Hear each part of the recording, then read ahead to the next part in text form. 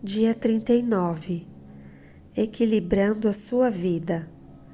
Vivam com o devido senso de responsabilidade, não como homens que não conhecem o significado da vida, mas como aqueles que o conhecem. Efésios 5, verso 15. Não permitam que os erros dos maus conduzam vocês pelo caminho errado e façam vocês perderem o equilíbrio. Segundo Pedro 3:17. Bem-aventurados os que vivem em harmonia, pois sobreviverão a todos. Uma das competições das Olimpíadas de Verão é o pentatlo, composto de 5 modalidades: tiro, esgrima, equitação, corrida e natação. O objetivo do pentatleta é vencer todas as 5 provas, não apenas uma ou duas. Sua vida também é um pentatlo, com 5 propósitos que devem ser mantidos na mesma proporção. Esses propósitos foram praticados pelos primeiros cristãos em Atos 2, explicados por Paulo em Efésios 4 e exemplificados por Jesus em João 17, mas estão resumidos no Grande Mandamento e na Grande Comissão de Jesus. Essas duas declarações resumem todo este livro. Os 5 propósitos de Deus para a sua vida. 1. Ame a Deus de todo o coração. Você foi formado para o prazer de Deus, então seu propósito é amar a Deus por meio da adoração. 2. Ame o próximo como a si mesmo.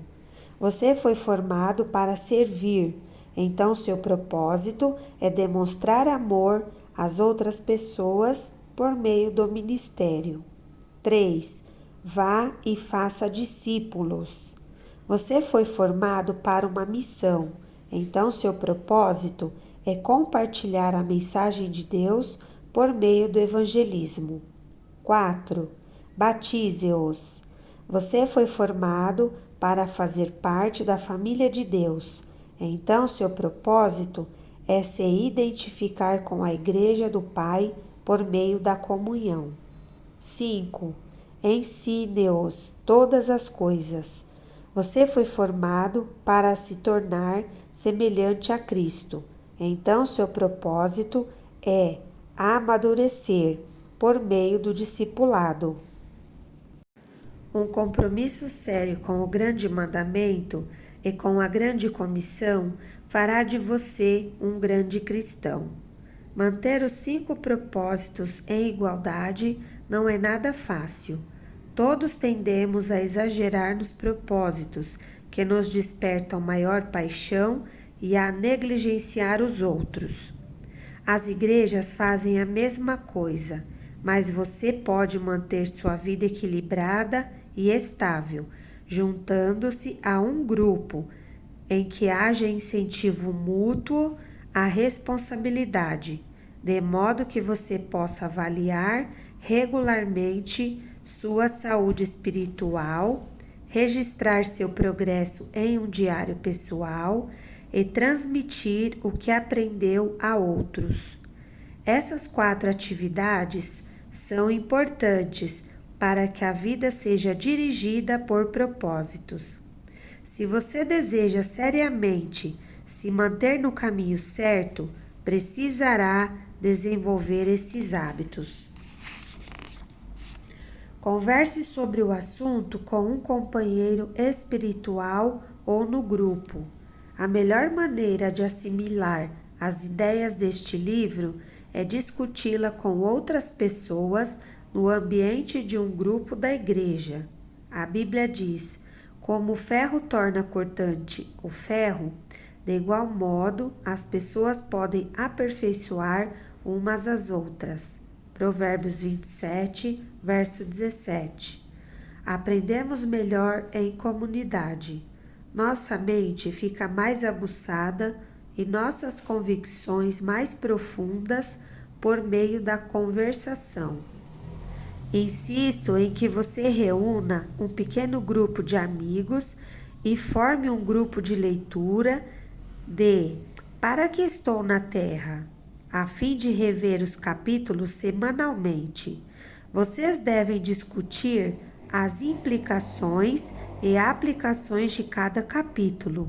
Perguntem-se: e daí? E agora? O que isso significa para mim, para minha família e para nossa igreja? O que vou fazer a respeito disso? Paulo disse: ponham em prática o que vocês receberam e aprenderam. Filipenses 4, verso 9. Um pequeno grupo de leitura proporciona muitos benefícios que não podem ser alcançados somente por um livro. Vocês podem comentar o que estão aprendendo e discutir exemplos da vida real. Podem orar, incentivar e apoiar uns aos outros à medida que começarem a viver esses propósitos. Lembrem-se de que fomos feitos para crescer juntos, não separadamente. A Bíblia diz: encorajem uns aos outros e fortaleçam uns aos outros. 1 Tessalonicenses 5, verso 11. Incentive-o também a estudar a Bíblia individualmente. Registrei, como notas no fim do livro, mais de 1000 passagens da Bíblia utilizadas neste livro, para que você possa estudá-las em seu contexto. Leia por gentileza o Apêndice 1, que explica o uso de paráfrases e diferentes traduções, visando manter cada capítulo adequado à leitura diária. Tornou-se impossível explicar o fascinante contexto da maioria dos versículos utilizados. Entretanto, a Bíblia foi feita para ser estudada por parágrafos, por capítulos e até mesmo por livros inteiros. O meu livro, 12 Maneiras de Estudar a Bíblia Sozinho, pode ajudá-lo no estudo indutivo. Faça um autoexame espiritual periódico. A melhor forma de harmonizar os 5 propósitos em sua vida é por meio de uma autoavaliação periódica. Deus dá grande valor a esse hábito.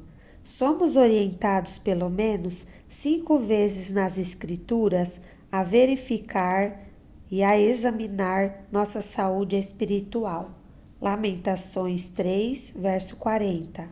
1 Coríntios 11, verso 28 e 31. 1 Coríntios 13, 5. Gálatas 6, 4. A Bíblia diz: testem-se para saber se estão firmes na fé. Não se enganem, pensando que tudo está garantido. Criem o hábito do autoexame. Vocês precisam de evidências de primeira mão, não apenas de ouvir dizer que Jesus Cristo está em vocês. Façam o teste. Se o resultado não for bom, tomem alguma providência. Segundo aos Coríntios 13, verso 5. Para manter a saúde física, você precisa ir regularmente ao médico para a verificação dos sinais vitais, pressão sanguínea, temperatura, peso e assim por diante. Para a sua saúde espiritual, você precisa examinar regularmente os 5 sinais vitais da adoração, da comunhão, do crescimento do caráter, do ministério e da missão. Jeremias aconselha: vamos analisar a forma como vivemos e reorganizar a vida conforme a direção do Eterno. Lamentações 3, verso 40. Na Igreja Sedbeck, desenvolvemos uma ferramenta simples de avaliação pessoal que tem auxiliado milhares de pessoas a permanecer no propósito de Deus. Você ficará surpreso ao ver como essa pequena ferramenta o ajudará a alcançar o equilíbrio para uma vida saudável e de crescimento. Paulo disse que a ideia entusiástica do início seja igualada pela ação realista de agora, segundo aos Coríntios 8, verso 11. Anote seu processo em um diário. A melhor forma de consolidar o processo no cumprimento dos propósitos de Deus para a sua vida é mantendo um diário espiritual. Não se trata de um registro dos acontecimentos, mas das lições de vida que você não gostaria de esquecer. A Bíblia diz: é fundamental que nos apeguemos com firmeza ao que ouvimos, para que não nos desviemos. Hebreus 2, verso 1. Podemos nos lembrar do que registramos. Escrever ajuda a esclarecer o que Deus está fazendo em sua vida. Dawson Trotman costumava dizer: os pensamentos se desembaraçam quando nos passam pelos dedos. A Bíblia registra várias ocasiões em que Deus ordena a alguém a manutenção de um diário espiritual. Por exemplo, conforme a orientação do Senhor, Moisés manteve um registro da progressão deles. Números 33, verso 2. Não lhe deixa contente o fato de Moisés ter obedecido à orientação de Deus de registrar a jornada espiritual de Israel? Se ele fosse preguiçoso, seríamos privados das poderosas lições de vida do Êxodo. Embora seja improvável que o seu diário espiritual venha a ser tão amplamente conhecido quanto o de Moisés, ele ainda é importante.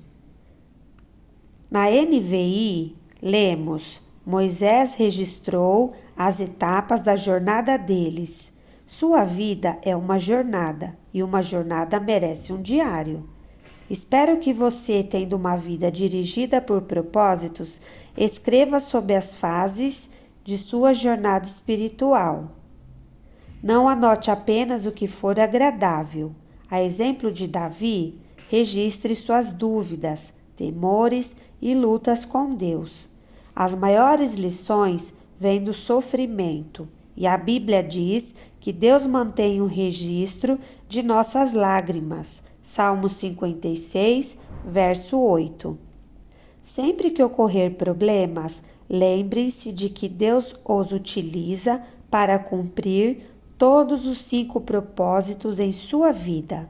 Os problemas vão forçá-lo a se voltar para Deus e o farão buscar uma comunhão mais íntima com os outros, construir um caráter semelhante ao de Cristo e exercer um ministério. Também vão gerar um novo testemunho. Todo problema é dirigido por propósitos. Bem no meio de uma experiência dolorosa, o salmista escreveu: que isso fique escrito para que os nossos descendentes saibam o que o Senhor Deus fez e para que o louvem aqueles que ainda vão nascer. Salmo 102, verso 18. Você deve às futuras gerações a preservação do relato de como Deus o ajudou a cumprir os propósitos dele neste mundo. Trata-se de um testemunho que continuará a ser dado muito tempo depois que você estiver no céu. Transmita aos outros aquilo que você sabe. Se você quer continuar crescendo, a melhor forma de aprender mais é transmitir o que já aprendeu. Quem abençoa os outros é muito abençoado. Quem ajuda os outros também recebe ajuda. Provérbios 11, verso 25. Quem passa adiante suas impressões obtém ainda mais de Deus. Agora que você compreende o propósito da vida, é sua responsabilidade levar adiante essa mensagem. Deus o está convocando para ser seu mensageiro, como lembra Paulo. Agora quero que você diga as mesmas coisas a seguidores que possam ser designados para transmitir isso aos outros. 2 Timóteo 2, verso 2b.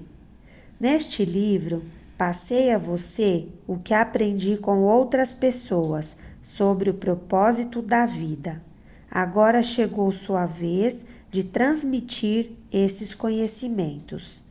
Você provavelmente conhece centenas de pessoas que não sabem qual o propósito da vida. Compartilhe essas verdades com seus filhos, amigos, vizinhos e colegas de trabalho. Se você der este livro a um amigo, acrescente uma mensagem pessoal na página da dedicatória.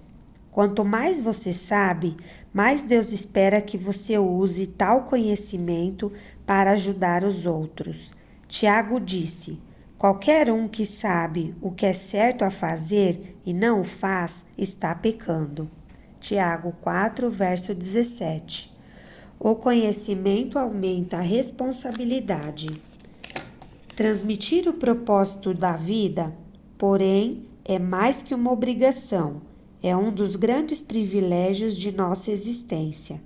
Imagine como o mundo seria diferente se todos conhecessem seu propósito. Paulo disse: se você ensinar essas coisas aos outros seguidores, será um bom servo de Cristo Jesus. 1 Timóteo 4, verso 6. Tudo é feito para a glória de Deus. Motivo que nos leva a transmitir o que aprendemos é que tudo será para a glória de Deus e o crescimento do reino. Na noite anterior à crucificação, Jesus disse ao Pai: eu te glorifiquei na terra, completando a obra que me deste para fazer. João 17, verso 4. Quando Jesus orou com essas palavras, ainda não tinha morrido por nossos pecados. Então, que obra ele havia completado? Neste caso, ele estava se referindo a algo distinto da expiação. A resposta está no que ele diz nos 20 versículos seguintes de sua oração. João 17, versos 6 e 26. Jesus disse ao Pai o que havia feito nos últimos 3 anos, a preparação dos discípulos para viver conforme os propósitos de Deus. Ele os ajudou a conhecer e amar a Deus, adoração, e a amarem uns aos outros, comunhão. Deu-lhes a palavra para que amadurecessem, discipulado. Mostrou-lhes como servir, ministério, e enviou-os a pregar o Evangelho, missão. Jesus é o exemplo de uma vida dirigida por propósitos e também ensinou os outros como vivê-la. Essa foi a obra que glorificou a Deus. Deus hoje chama cada um de nós para realizar a mesma obra.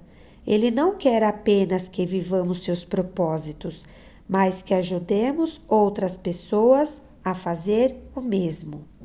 Deus quer que apresentemos Cristo às pessoas, trazendo-as para a comunhão, ajudando-as a amadurecer e a descobrir como servir, e em seguida que as enviemos para alcançar outras pessoas também. É disso que se trata uma vida dirigida por propósitos.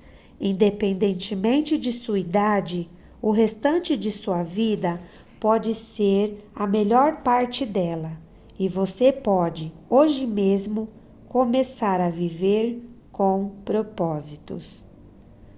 Dia 39. Pensando sobre o meu propósito de vida. Tema para a reflexão: bem-aventurados os que vivem em harmonia. Versículo para memorizar: vivam com o devido senso de responsabilidade, não como homens que não conhecem o significado da vida, mas como aqueles que o conhecem. Efésios 5, verso 15.